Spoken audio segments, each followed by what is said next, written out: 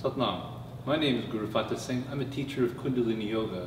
And today we're going to talk about Kundalini Yoga and the ancient spiritual tradition of India, which used to be called Hinduism or Hindu Dharma. Yoga comes from India. Yoga means union. It's a very ancient practice, and for a long time it was only practiced in India. It's a rich tradition, it's a healing tradition, it's an integrated tradition. But it didn't come to the West for a long time. We're very grateful that Yogi Bhajan brought Kundalini Yoga to the West. First yoga came around the year 1900, and few people practiced it. In 1968, Yogi Bhajan came, and we're very grateful to him. Yoga was mostly practiced by men for a long time in India. They were celibate and they were recluses. They ran away from society. They didn't care so much to live in homes or to live with family. So they lived in the mountains and in the forest. And Guru Nanak came to see them about 500 years ago, and he talked to them about the essence of yoga. If yoga means integration, how can you separate yourself from your culture, from its challenges?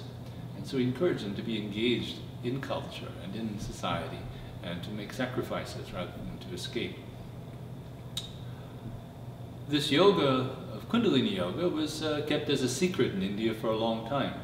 My teacher told stories when he used to have a job at the airport, the main airport in New Delhi, and Westerners would come, the Beatles would come, different people would come on a spiritual quest. And they would go with their pockets full, and they would go to an ashram here or to this place or that place, and they would be humored because everyone in India was in agreement that Westerners were really not good recipients. They were not capable of receiving powerful spiritual knowledge. So they might be given a mantra, a simple mantra, or they might be given a yoga exercise or two, but they were not taught Kundalini Yoga, which is the spiritual legacy of deep and powerful spiritual practice in India. It was like atomic power in the West. When the atomic bomb was created in America, Americans wanted to keep it to themselves. They thought this is very powerful knowledge. We're the only ones that should have it. And it was a little while before other people were able to sneak that secret away. But in India it was the same idea. The rishis, the yogis, they thought Kundalini Yoga, Westerners are not fit. They drink booze, they have impure habits, they take drugs, and they have too many wars and smoke tobacco, and moreover they eat cows, whereas in India they had great respect for the cow as an animal which was only beneficial to people and should be nurtured and should be respected. So they said, no way we teach them Kundalini Yoga. That only changed when Yogi Bhajan came to the West, and I'm grateful to him. I know when I went to Vancouver when I was a young man, I was looking for wisdom. I was 16 years old, and I found a Swami who I'm very grateful to, who had this white robe. My criteria at the time was looking for somebody with long hair and a beard to learn from. So we filled the criteria. He was Swami Janardhan Paramahansa, and he gave me a secret mantra, which I can't tell you because it's a secret. But I'm very grateful to him. I learned Hatha Yoga later from students of Swami Satchidananda, another Hindu, with long hair and a beard, and they were really wonderful folks. But finally a year later I learned Kundalini Yoga from students of Yogi Bhajan.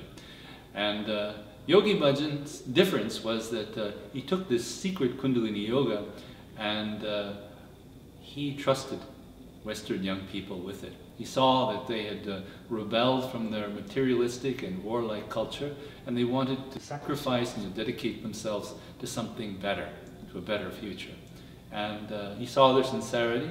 He didn't think they were perfect or they were pure, but their intention was very good. And he invested in them, and he taught them Kundalini Yoga. And that's why I can teach you Kundalini Yoga, because he taught it openly. There was no initiation. You had to initiate yourself. He said, you know, that person who is not able to initiate themselves, they're not worth initiating. So it was a different approach from the traditional Hindu approach. Traditional Hindu approach, which is a beautiful culture, we have to say, and it's many thousands of years old. For thousands of years, it was an approach of initiation, of worthiness, of caste, in-group and out-group. It was also a tradition of great philosophy, and the sound which represented the philosophy perhaps most was the sound Om. People would chant Om, and the idea is that the sound represents all of the cosmos. It's a beautiful sound to meditate on if you want to merge yourself, submerge yourself in something abstract and absolute and infinite. But Guru Nanak, who came before Yogi Bhajan, he taught the yogis, and he taught also that we could take a different approach, and he taught Ik Omkar. Instead of Om, he taught Om, and Om means creator. So rather than having an abstract whole, he taught Ik Omkar. There should be oneness, Ik, between Om, the creator, and Kar, the creation. And the creator is you, and the creation is Kar, your life. And so the idea is that we should live without reservation. We should live mindfully. We should practice premeditation. In our Western culture, the only premeditation we know is in the courts, and it's normally premeditated murder. But no, you can live your life in a premeditated way. And the idea is meditate each morning and live thoughtfully and pour yourself into your life. So there's oneness. There's oneness between you and your life. There's no regret, there's no hesitation, and there's absolute oneness. So Hindu culture, Indian culture is a very rich culture. There are many beautiful stories of saints, of gods and goddesses. It's a unique culture. There are beautiful books I've read, the Ramayana and the Mahabharata, full of many, many lessons of karma, of morals, and of overcoming adversity. Great, beautiful stories with very strong characters and beautiful spirituality. I'm grateful for the heritage of Hindu Dharma. Without it, we would not have yoga, and we would not have Kundalini Yoga.